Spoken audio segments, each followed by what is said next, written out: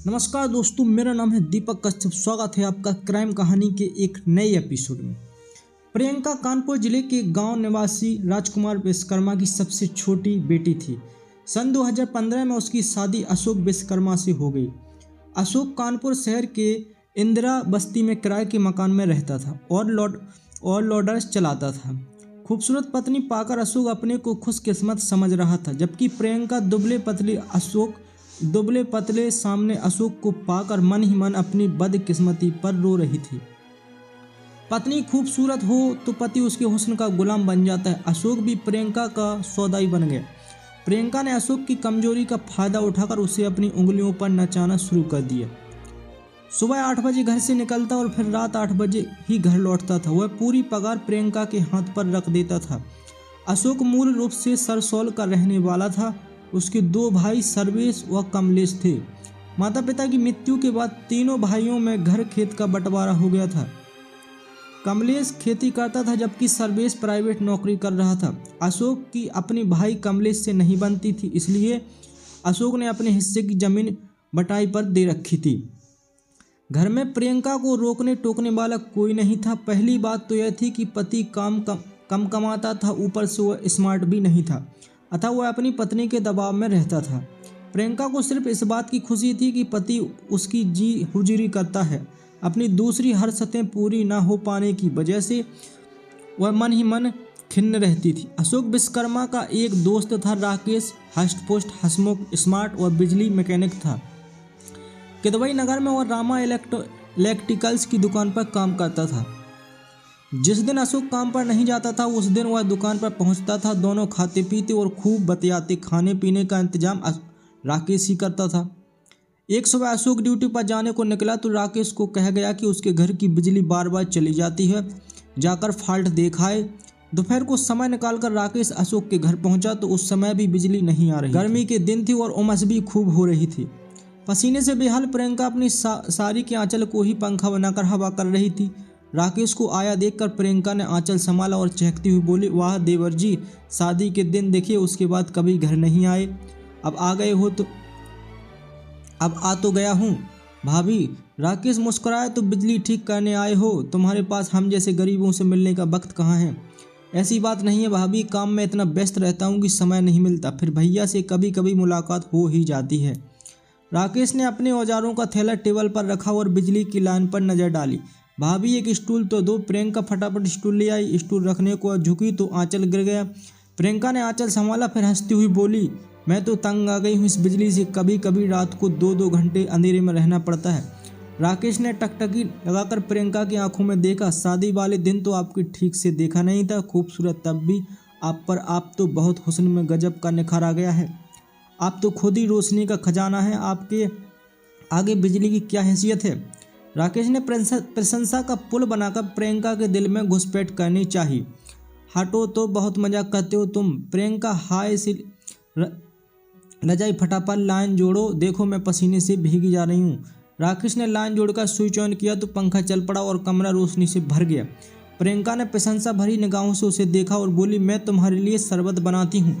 प्रियंका ने प्यार से राकेश को शरबत पिलाया। दोनों के बीच कुछ देर बातें हुई, फिर राकेश सामान थैले में रखकर जाने लगा तो प्रियंका ने पूछा, अच्छा ये तो बताओ कितने पैसे हुए? किस बात के? अरे तुमने बिजली ठीक की है। अच्छा भाभी, अपनों से भी कोई पैसे लेता है? 1 मिनट में बेगाना बना दिया। देना ही है तो कोई इनाम दो। राकेश के होंठों पर अर्थपूर्ण मुस्कानने लगी। मांगो, क्या चाहिए? तुम्हारा प्यार चाहिए भाभी। पहली ही नज़र में तुम मेरी आंखों में रच बस गई हो। धत, पहली ही बार में सब कुछ पा लेना चाहते हो? कहकर प्रियंका ने नजरें झुका ली। ठीक है, दूसरी बार मैं पाऊंगा, जब मुझे इनाम देने का मन हो फ़ोन करके बुला लेना। राकेश ने एक पर्चे पर अपना मोबाइल नंबर लिखकर प्रियंका को दे दिया। उसके बाद अपना थैला उठाया और फिर चला गया। जब राकेश अपने प्यार का ट्रेलर दिखा गया तो प्रियंका के कदम क्यों नहीं बहकते। पूरी रात भर राकेश के बारे में सोचती रही। अभी 1 सप्ताह महीना बीता था कि प्रियंका ने राकेश का नंबर मिला दिया। उसने फ़ोन उठाया तो प्रियंका ने खनकती आवाज़ में झूठ बोला, बिजली चली गई है, ठीक कर जाओ। राकेश इसी इंतजार में बैठा था। उसने भी सांकेतिक शब्दों में कहा, ठीक है भाभी, अपने हुस्न की रोशनी बिखेर कर रखो, मैं अभी आ रहा हूँ। राकेश दोस्त के घर पहुंचा तो बिजली आ रही थी। उसने चाहत भरी नजरों से प्रियंका को देखा तो मंद मंद मुस्कुरा रही थी। राकेश ने पूछा, भाभी झूठ क्यों बोला? झूठ झूठ कहाँ बोला? प्रियंका ने मर्द भरी नजरों से उसे देखा। बत्ती आ रही थी पर मेरे मन में अंधेरा है, पंखा चल रहा है पर मैं अंदर से पसीने से तर हूँ। खुला आमंत्रण पाकर राकेश 2 कदम आगे बढ़ा और प्रियंका को अपनी बाहों में भर लिया। फिर तो कमरे में अनितिक का अंधेरा गहराता चला गया। प्रियंका की चूड़ियां राकेश की पीठ पर बजने लगीं और दोनों ने अपनी हरकतें पूरी कर ली। अविवाहित राकेश ने पहली बार यह सुख पाया था, इसलिए वह तो निहाली हो गया। प्रियंका भी राकेश की कायल हो गई। थकी सांसों वाले अशोक से वह पहले ही उब गई थी। राकेश का साथ मिला तो प्रियंका अपनी सारी मर्यादा भूल गई। अवैध संबंधों का सिलसिला एक बार शुरू हुआ तो वक्त के साथ बढ़ता ही गया। जिस रात अशोक लोडर्स पर माल लाद कर दूसरे शहर जाता, उस रात प्रियंका फोन कर राकेश को घर बुला लेती थी। फिर रात भर दोनों रंग रेलियां मनाते हैं। अशोक को इस बात की भनक भी नहीं थी कि उसका दोस्त उसकी बीवी का बिस्तर सजा रहा है।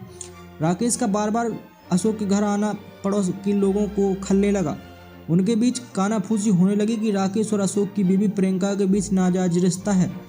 एक कान से दूसरे कान होते हुए जब यह बात अशोक के कानों तक पहुंची तो उसका माथा ठनका। उसने इस बाबत प्रियंका से जवाब तलब किया तो वह साफ मुकर गई। यही नहीं, वह त्रिया चरित्र दिखाकर अशोक पर ही हावी हो गई। अशोक उस समय तो चुप हो गया परंतु उसके मन में शक जरूर पैदा हो गया था। अब वह घर पर नजर रखने लगा। इसका परिणाम भी जल्दी उसके सामने आ गया। उस रोज अशोक दोपहर को घर आया तो राकेश उसके घर की तरफ से आता दिखा। उसने आवाज़ देकर राकेश को रोकने का प्रयास भी किया पर वह उसकी आवाज़ अनसुनी कर स्कूटर से भाग गया। घर पहुंचकर अशोक ने पत्नी से पूछा, प्रियंका क्या राकेश घर आया था? नहीं तो यह तुम राकेश राकेश क्या रटते रहते हो? क्या तुम्हें मुझ पर भरोसा नहीं है? क्या मैं बदचलन हूँ, बेसया हूँ? भगवान मुझे मौत दे दो। औरत के आंसू मदद की कमजोरी बन जाते हैं। जब प्रियंका आंसू बहाने लगी तो अशोक को झुकना पड़ा। उसने वादा किया कि जब वह उस पर शक नहीं करेगा। आंसुओं से प्रियंका ने अशोक शक तो दूर कर दिया किंतु मन ही मन में वह डर भी गई थी। उसने राकेश को भी बता दिया कि अशोक उन दोनों पर शक करने लगा है, हमें अब सतर्क बरतनी होगी। इंदिराबस्ती में अशोक का एक रिश्तेदार शिव रहता था। एक रोज उसने बताया कि राकेश उसके घर अक्सर आता है। प्रियंका का उससे लगाव है। उसके आते ही प्रियंका दरवाजा बंद कर लेती है। बंद दरवाजे के पीछे क्या होता होगा या तो तुम भी जानती हो और मैं भी जानता हूँ, इसलिए प्रियंका को समझाओ कि वह घर की इज्जत नीलाम न करे। शिव की बात अशोक को तीर की तरह लगी। वह शराब के ठेके पर गया और जमकर शराब पी और नशे में धुत होकर वह घर पहुंचा और पत्नी से पूछा, प्रियंका सच सच बता, मेरा राकेश के साथ टांका कब से गिरा है? इस समय तुम कैसी बहकी बहकी बातें कर रहे हो? मैं तुम्हें सुबह जवाब दूंगी। प्रियंका बोली, नहीं, मुझे अभी और इसी वक्त जवाब चाहिए। अशोक ने जिद की, राकेश से मेरा कोई संबंध नहीं है। प्रियंका ने सफाई दी, साली बेवकूफ़ बनाती है। पूरी बस्ती जानती है कि तू राकेश के साथ गुलछर्रे उड़ा रही है। आज मैं भी जान गया, इसलिए तुझे ऐसी सजा दूंगा कि तू बरसों तक नहीं भूलेगी। कहते हुए अशोक ने प्रियंका को जमकर पीटा। कहते हैं शक की बिस्बेल बहुत जल्दी पनपती है। अशोक के साथ भी यही हुआ। दिन पर दिन उसका शक बढ़ता गया। आए दिन दोनों के बीच कलह मारपीट होने लगी। कभी प्रियंका भारी पड़ती तो कभी अशोक प्रियंका की देह सुझा देता। इस कलेश के कारण राकेश ने प्रियंका से मिलना तथा उसके घर आना बंद कर दिया था। अशोक राकेश को भी खूब खरी खोटी सुनाता था। कई बार उसने दुकान पर जाकर भी उसे सबके सामने जलील किया था। 9 जुलाई 2020 की शाम अशोक को पता चला कि दोपहर में राकेश उसके घर के आसपास मंडरा रहा था। इस पर उसे शक हुआ कि वह जरूर प्रियंका से मिलने आया होगा। अतः राकेश को लेकर अशोक और प्रियंका में पहली तू मैं हुई। फिर अशोक ने प्रियंका की पिटाई कर दी। गुस्से में प्रियंका थाना खिदवई नगर जाकर पति प्रताड़ना की शिकायत कर दी। शिकायत मिलते ही थाना प्रभारी धनेश कुमार ने 2 सिपाहियों को भेजकर अशोक को थाने बुलवा लिया। थाने पर उसने सच्चाई बताई परंतु पुलिस ने उसकी एक ना सुनी और हवालात में बंद कर दिया। अशोक रात भर हवालात में रहा। सुबह माफ़ी मांगने तथा फिर झगड़ने ना करने पर उसे थाने से घर जाने दिया गया। पत्नी द्वारा थाने में बंद करवाना अशोक को नागवार लगा था। वह मन ही मन जलभुन उठा था। 10 जुलाई की सुबह जब वह घर पहुंचा तो प्रियंका पड़ोस की महिलाओं से पति को पिटवाने और बंद करवाने की सेकी बगार रही थी।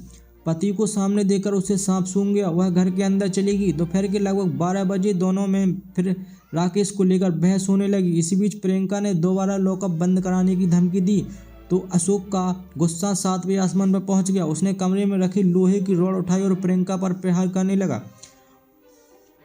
रॉड के प्रहार से प्रियंका का सिर फट गया। वह चीखते चिल्लाते घर के बाहर निकली और गली में गिर पड़ी। कुछ ही देर में उसकी सांसें थम गई। हत्या करने के बाद अशोक फरार हो गया। मकान मालिक कमल कुमार व अन्य लोग बाहर निकले तो खून से सना प्रियंका का शव गली में पड़ा था।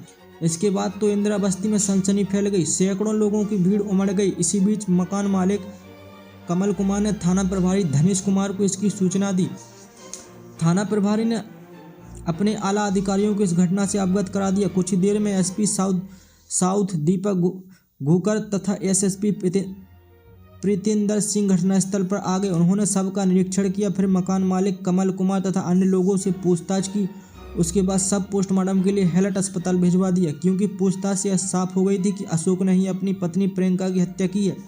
इसलिए थाना प्रभारी धनेश कुमार ने मकान मालिक कमल कुमार की तहरीर पर भावादी की धारा 302 के तहत अशोक विश्वकर्मा के खिलाफ रिपोर्ट दर्ज कर ली और उसकी गिरफ्तारी के प्रयास में जुट गए। रात 10 बजे धनेश कुमार को पता चला कि अशोक सुंदरता वाले मंदिर के पास मौजूद है। इस सूचना पर वह पुलिस टीम के साथ वहां पहुंच गए और हत्यारोपी अशोक को हिरासत में ले लिया। उसे थाना किदवई नगर लाया गया। थाने में बस जब उससे प्रियंका की हत्या के संबंध में पूछा गया तो उसने सहज ही जुर्म कबूल कर लिया। यही नहीं, उसने हत्या में प्रयुक्त लोहे की रोड भी बरामद कर दी, जो उसने घर के अंदर छिपा दी थी। पूछताछ में अशोक ने बताया कि प्रियंका बदचलन थी, अपनी गलती मानने के बजाय वह उस पर हावी हो जाती है, इसलिए उसने गुस्से में उसकी हत्या कर दी। उसे इस गुनाह की सजा का खौफ नहीं। 11 जुलाई 2020 को थाना प्रभारी ने अभियुक्त अशोक विश्वकर्मा को कानपुर कोर्ट में पेश किया, जहां से उसे जिला जेल भेज दिया गया। अगर दोस्तों आपको हमारी वीडियो पसंद आई हो तो वीडियो को लाइक और चैनल को सब्सक्राइब जरूर कर लें और कमेंट करके जरूर बताएं वीडियो कैसी लगी।